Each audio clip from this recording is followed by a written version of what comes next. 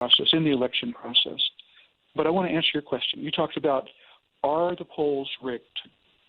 Yeah. Let's talk about the significant kinds of polling that's done. And you have to go back to 1964 and understand that a single company that has undergone a series of name changes is the principal provider of exit polling data in the United States for all of the major media. And the reason is it's owned by the 6 predominant media organizations that control over 90% of what we see and hear every day. That company is called Edison Research. And Edison Research is owned by the people to conduct, the people that are going to be talking about the polling results. They own the company that gathered the polling data. Now, I'm not going to say that the people at Edison Research are bad, but there is clearly a perception of impropriety. If there is an impropriety, there's the perception of it. You can't have that nice, cozy relationship because now what you have is a cartel of polling information. The people that collect the polls, analyze the polls, distribute the polls, and publish them, they're all the same. That's like one big company making the bullets and the bandages. Gee, I wonder what they're going to start next. Oh, I know, a war. Yeah. Wow. I mean, every cartel, whether it's an oil cartel, whether it's the Federal Reserve and the monetary cartel, or we went through a lot of pain at the turn of the last century to try and break the cartels up.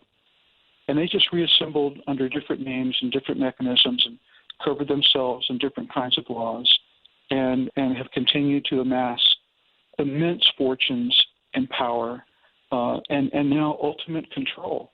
I think that again, I like the idea of the common man. I think that diversity, I think that, that there needs to be free market and a level playing field and an opportunity, like you talked about equality under the law, but equal opportunity for everybody to pursue their dream. And under the crony capitalism that we've had for the last 100 years, ever since 1913 and the Fed was put together and rammed through in a Congress that didn't even have a quorum, I mean, just crazy weird stuff. But I mean, we are where we are, and we have to deal with the problems as we face them. We can't change history. And clearly these people have enormous power, enormous influence, and have deeply eroded the integrity of our elected officials. And now they are using their power to do what's called skimming. And I talked about that a little earlier. I'll tell you what, why don't we take a quick break, and it is a very quick break, and come back and let's pick it right up with skimming. I would really like to hear your thoughts on that, okay? All right. Sure, you bet. All right, Dr. Richard C. Davis is with us. I remind you, he's an MD for sure, and ever so much more. Lieutenant Commander, United States Navy, retired. Wow.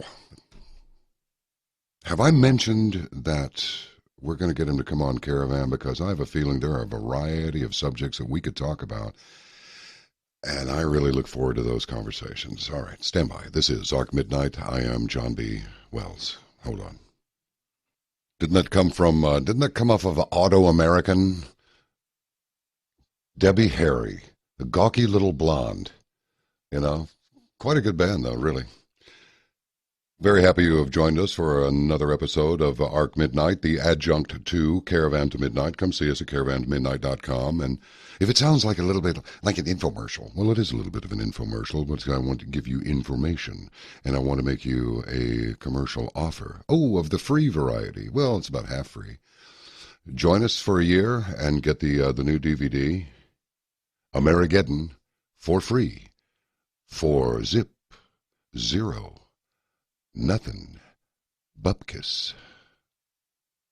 I like to use that term every once in a while, bupkis, just to keep it alive, Anyway, I digress, but not much. You'll be glad you did. I remind you, there are 601 episodes in archive right now, and some fascinating conversations. Speaking of fascinating conversations, Dr. Davis, let's get into that.